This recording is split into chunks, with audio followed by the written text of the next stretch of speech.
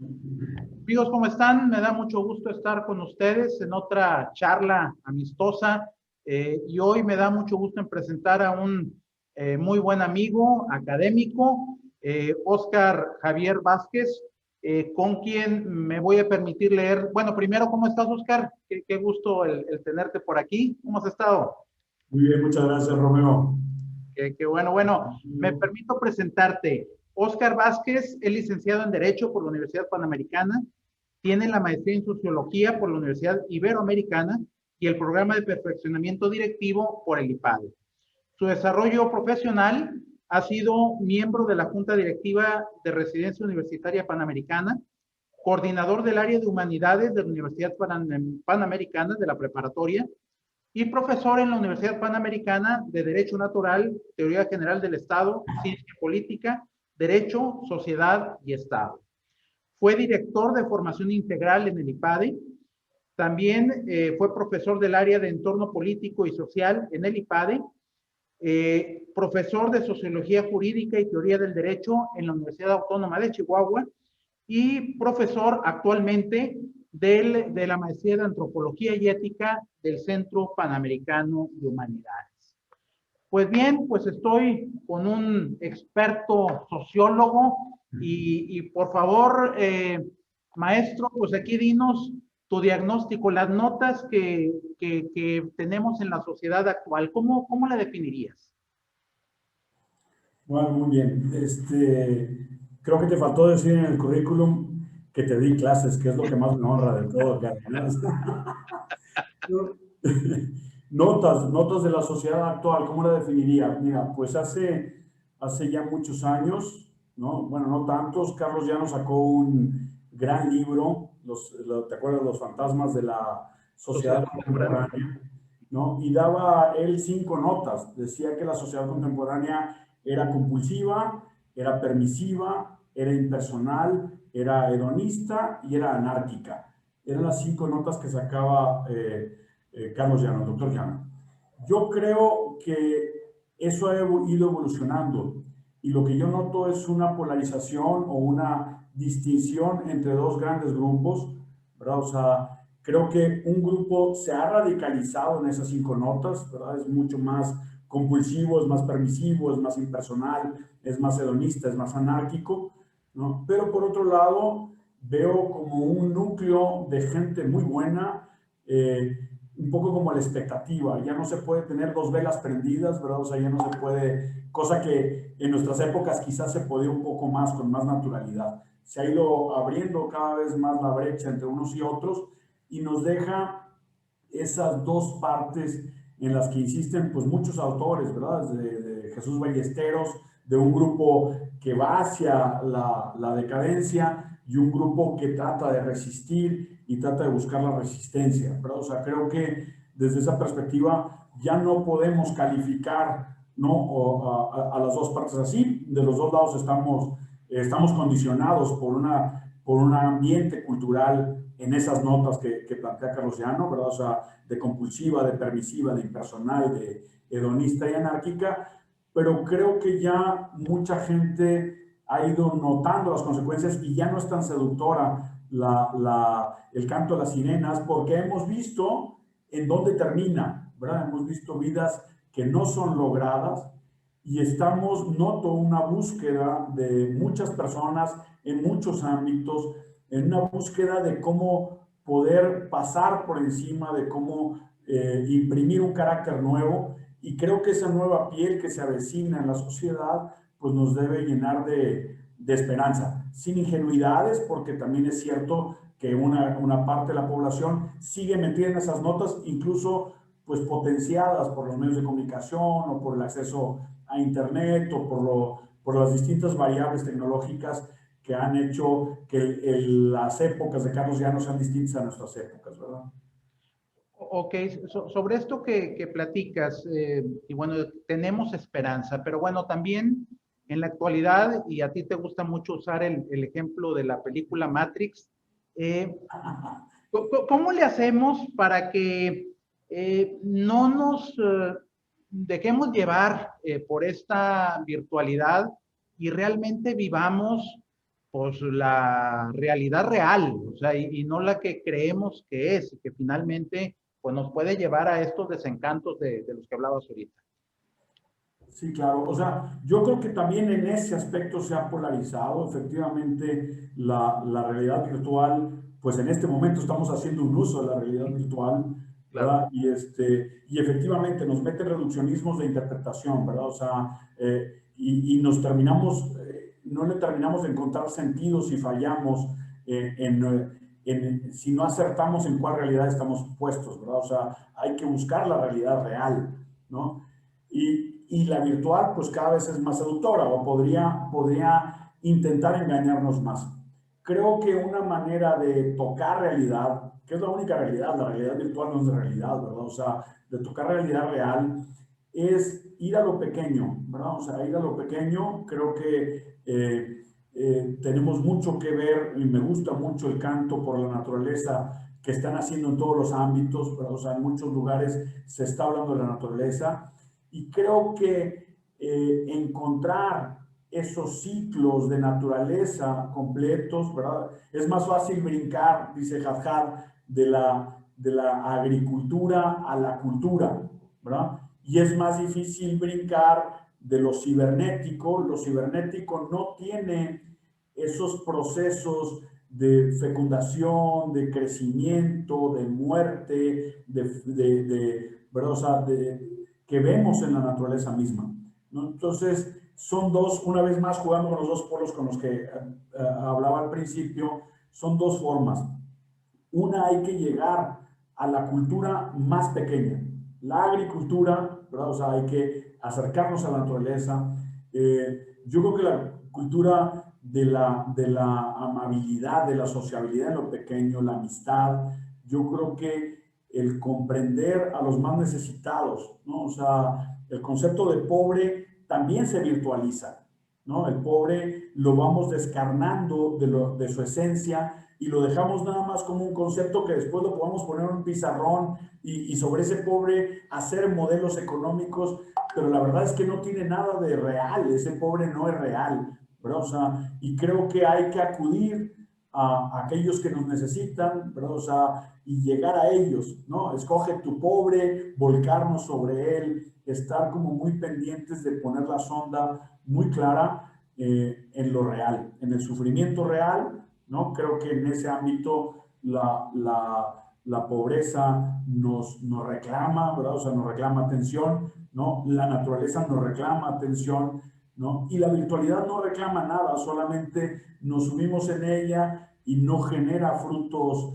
buenos, ¿verdad? O sea, no genera frutos de crecimiento interior, ¿no? Una piedra de toque para ver una cosa, dónde estamos en lo real y dónde estamos en lo virtual.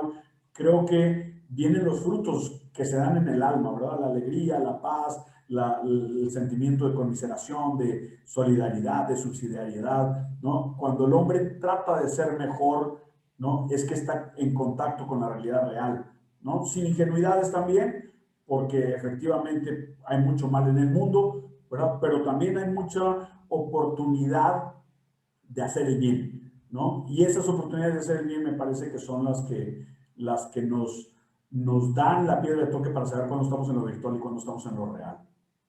Y hablabas también de la pobreza, o sea, de que pues es algo allá lejano, Abstracto. algo abstracto, que Ujú. también me gusta a ti hablar de eso. Es algo abstracto y nos pasa también con la enfermedad, con el COVID, Así es. que la estadística dejó de serlo cuando, pues cuando le pusimos nombre y apellido, o sea, Claro, cuando se convirtió en un hijo que le dio la enfermedad, en un muy querido amigo que todos tuvimos y que ya también pasó, claro. que no la libró, o sea, ahí ya también eso nos humaniza más, ¿no? Sí, bueno, yo creo que las circunstancias en las que nos encontramos actualmente tienen una densidad impresionante, tanto la cuestión económica como la pandemia, y yo creo que eso es de una riqueza invaluable, ¿verdad? O sea, es un gran momento para la reflexión, es un gran momento, es una cosa buena si la sabemos aprovechar, porque quedarnos sordos ante las circunstancias actuales y tratar de actuar con superficialidad sobre ella, pues ya casi no es permitido en ninguno de los ambientes, ¿no? Entonces creo que tenemos mucho que aprender de las circunstancias en las que nos encontramos y eso va a suponer un gran salto si logramos ese aprendizaje, si logramos esa reflexión. La virtualidad no permite reflexión, ¿verdad? La virtualidad se queda pegada en la pantalla y parece que se está reflexionando, pero no se está reflexionando, ¿verdad? O sea, cualquier discusión en las redes sociales, cualquier discusión, la verdad es que no es una discusión humana, es una discusión virtual, ¿no? Y no está permitiendo la reflexión porque para que haya diálogo necesita haber dos personas y ahí no hay manera de que haya diálogo, ¿verdad? Esta misma virtualidad parecería que el Zoom hace de la reunión que estamos teniendo tú y yo una reunión natural, pero nunca en las reuniones naturales nos estamos viendo. Yo en este momento me estoy viendo y eso altera completamente, ¿verdad? O sea, si nos descuidamos de la virtualidad, vamos a terminar en un ejercicio, pues esto, hasta vanidoso, ¿verdad? O sea, de lo que ¿Cómo está me veo? sucediendo. Me estoy Sí, peinando. nunca lo habíamos hecho en ninguna relación, ¿verdad? O sea, eso denota virtualidad de alguna forma, ¿no? En cambio, yo creo que el dolor que nos ha provocado la pandemia, yo creo que el miedo que ha provocado la pandemia, ¿no? Pues hay que decodificarlo de alguna manera con procesos reflexivos y no dejarnos llevar por ello, ¿verdad? O sea, y es una oportunidad grandiosa para crecer en humanidad. Creo que hay muchas cosas muy buenas que podemos sacar de la pandemia, ¿no? Ahorita hablabas de discusión y se dan ahorita muchas discusiones irreflexivas. Estamos viviendo una sociedad muy polarizada. Lo veíamos en las elecciones de Estados Unidos. Aquí en nuestro país, pues se habla de conservadores y de liberales, de chairos y de fifís. En otros lugares de progres y de conservadores, de pañoletas verdes y azules.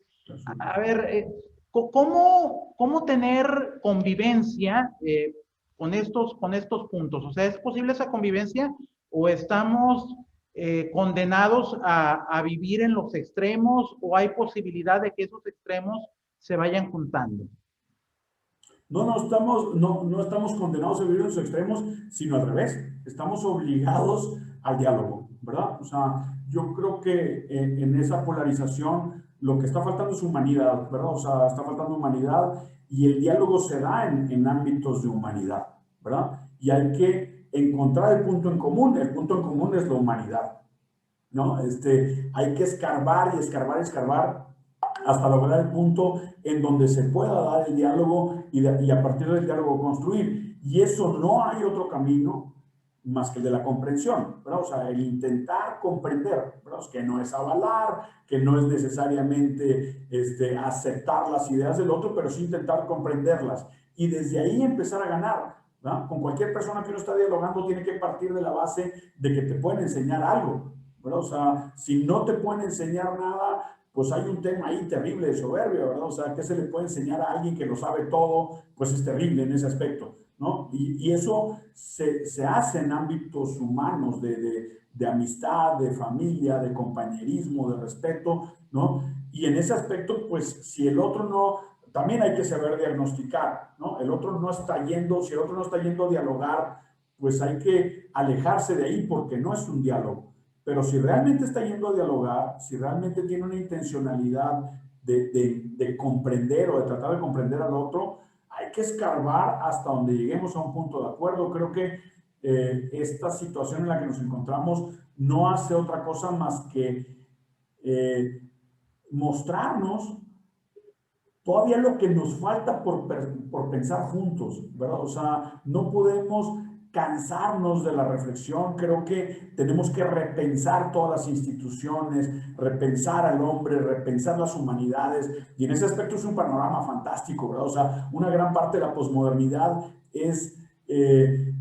se agota o se cansa dice que ya no hay nada que pensar, que ya todo está pensado, que ya todos los caminos están andados. Y me parece que eso pues nos lleva a un desencanto y una aporía y a una frustración grande internamente.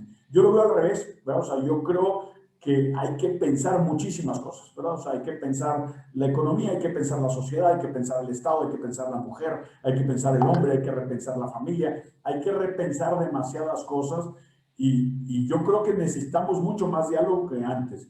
siempre y cuando sea diálogo. Y el diálogo empieza por eso, por la comprensión y por la certeza de que el que está enfrente de ti tiene algo que aportarte.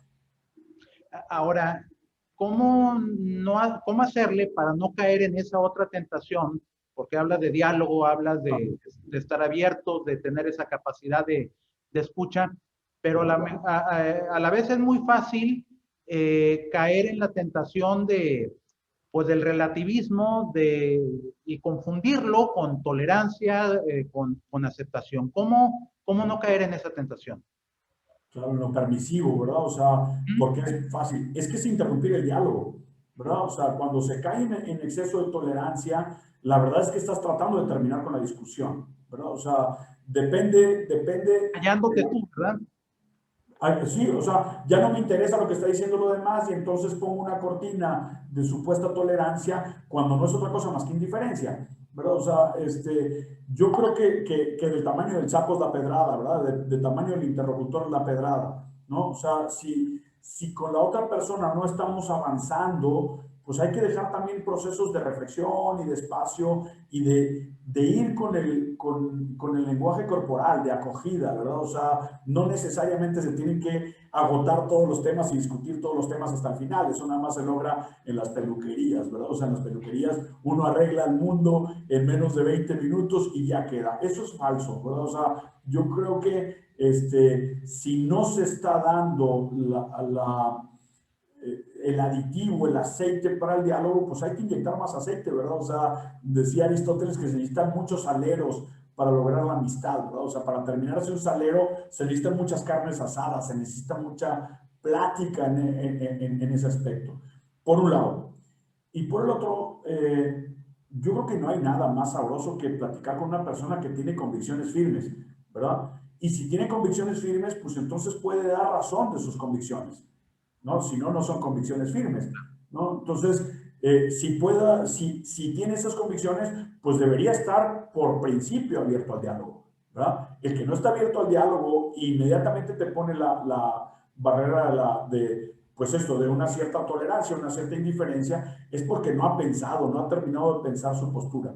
Y en ese aspecto, pues hay que seguir ahí, hay que seguir estando ahí y aprovechar todas las opciones para volver a validar lo que ya uno está pensando o para aceptar también aquel momento en donde se atoró el diálogo, ¿verdad? O sea, es que algo está tratando de decirme que se siente incomprendido, ¿no? Y en ese aspecto creo que la respuesta es ámbitos de amistad, de relacionales, ¿verdad? O sea, en el ámbito relacional no cae uno en la indiferencia y la verdadera amistad, pues requiere o exige que si el otro está en un error, uno siga intentando eh, darse a entender para decirle al otro que está en un error. Pero, o sea, muchas veces pues, nos faltan las palabras y hay que recoger los instrumentos y repensar el argumento y volver de nuevo, volver a la discusión, a una discusión amable, a una discusión entre personas que están tratando de llegar a un punto. Yo no creo que las convicciones interrumpan el diálogo, ¿no? Si son convicciones demasiado pequeñas, pues esa persona está disminuida y por supuesto que las convicciones te las va a tratar de imponer, no dialogar, sino imponer. Pero no es lo que estamos buscando realmente, ¿verdad? O sea, estamos buscando, pues, crecer, ¿no? Decían los griegos que la polémica es una lucha entre dos personas argumentativa, por eso es que debe ser muy respetuosa, en donde no hay un perdedor y hay un ganador, los dos ganan. La que pierde es la mentira, ¿verdad? O sea, porque se avanzó un poco más en la construcción de verdades que son verdades comunes y son verdades humanas. No son verdades nada más racionales, ¿verdad? Sino que tienen que ser verdades existenciales, podríamos decirlo de esa manera, ¿verdad? Y en ese aspecto también yo veo en este momento una apertura grande hacia una manera de dialogar y de interpretar que también incorpora toda la parte emocional, sentimental, y eso le da una riqueza muy grande a solamente un silogismo limpio, claro, ¿verdad? Transparente, no matemático, que no sirve de mucho, es poco humano, es frío, ¿no? O sea, se hace vigente el verso de Machado, o sea, ni tu verdad ni la mía, esa no me interesa, vamos a buscar la verdad. La verdad. Bueno, y también saber que las verdades son muy perentorias. La mayoría de las verdades dependen de un momento determinado, dependen de un modelo determinado de interpretación, dependen de una cultura determinada, ¿verdad? En ese aspecto no es que estemos cayendo en relativismo. Las verdades son relativas, ¿verdad? La gran mayoría de las verdades son relativas.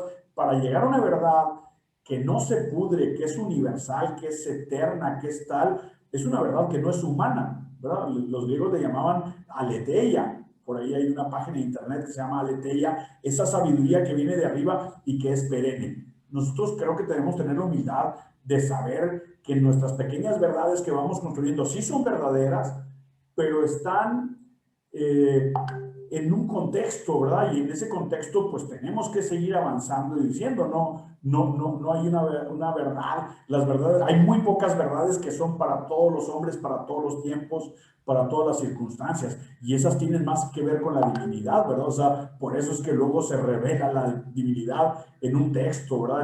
En las grandes religiones de libro, podemos decirlo así, porque son verdades que van más allá, son sapienciales. Finalmente, Oscar, te preguntaría, esta pandemia, esta situación que estamos viviendo, ¿cómo nos ha afectado como sociedad? Y luego hago la siguiente pregunta junto. ¿Qué soluciones verías precisamente pues para eso que nos está afectando? Mira, yo creo que el sufrimiento es evidente, ¿verdad? O sea, yo creo que el sufrimiento es evidente, no nada más el físico de las personas infectadas, sino que en muchos casos también hay un sufrimiento psicológico grande.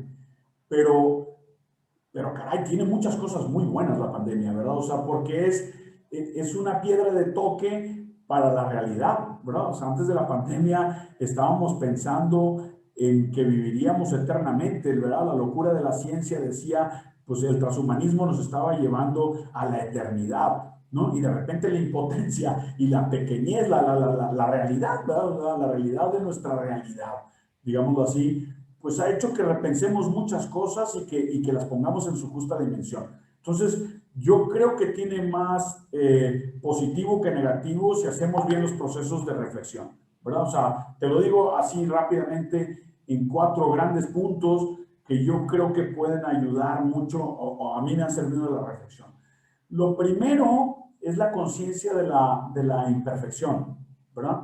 Hemos sido muy conscientes de la imperfección del sistema, de los sistemas, del sistema democrático, ¿verdad? O sea, del sistema de salud, la gestión de la pandemia y la gestión de los sistemas para resolver la pandemia no han sido satisfactorios y desde esa perspectiva algo falló la organización, la organización política, estructural, ¿no? En muchos casos del sistema completo, el sistema democrático.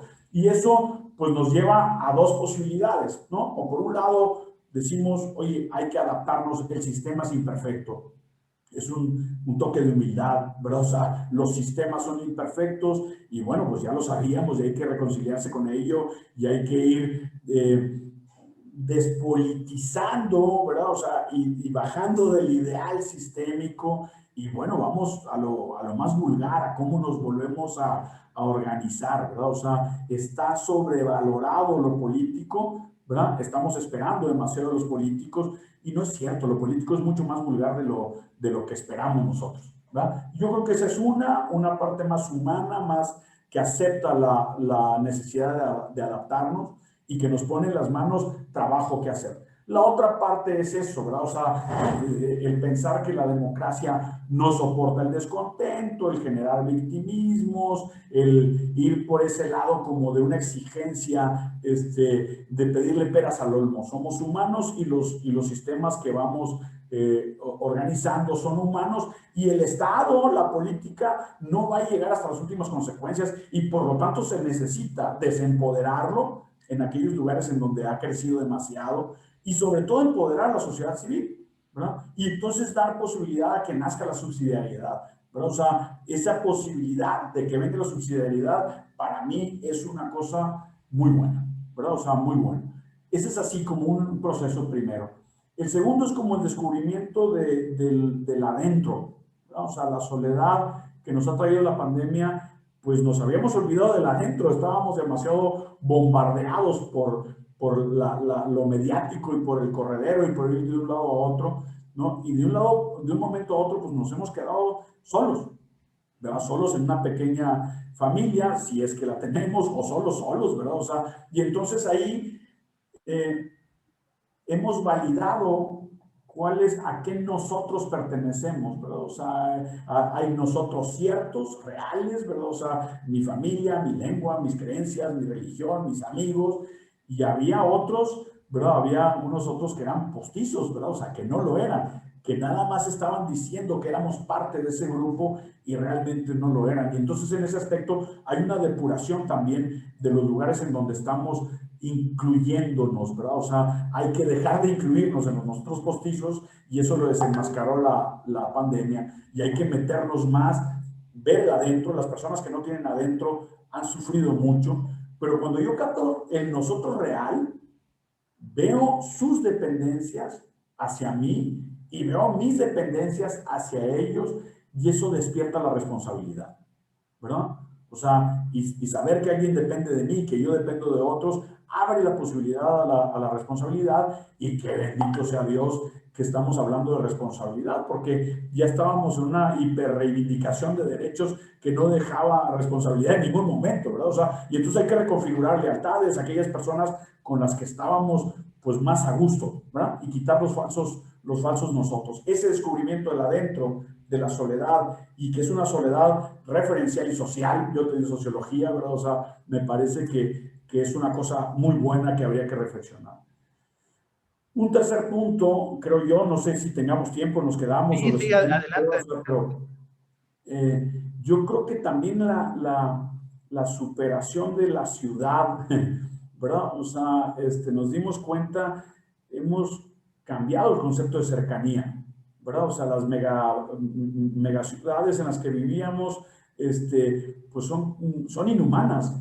Y nos hemos dado cuenta que podríamos lograr comunidades, que la tecnología en ese aspecto es maravillosa y que yo podría tener todos los mundos mejores, ¿verdad? O sea, ¿no? Porque el home office y el actuar online y todo esto nos ha ayudado mucho y nos da posibilidades increíbles de generar un ámbito mucho más humano, ¿verdad? O sea, la cercanía, ahora mucha gente está más cercana por la tecnología de lo que parecía físicamente. Entonces, en ese aspecto, creo que podríamos reconfigurar los entornos, ¿verdad? Y eso, bueno, abriría todo un panorama distinto a hogares mucho más humanos, no tener que estar en casas tan pequeñas, etcétera, ¿verdad? O sea, yo creo que todos tenemos un ejemplo de alguien que se fue a un ranchito, ¿verdad? Y desde ahí transmitió y eso le cambió la vida y eso le mejoró y le abrió muchas expectativas.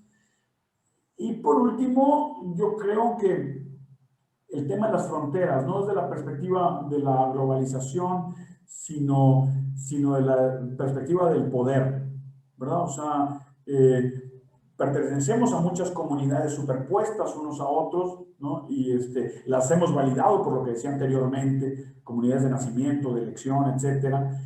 Y hay una cierta obsesión por ponerles fronteras, por vigilarlas, ¿no? Lo vemos en la soberanía, los estados, ¿no?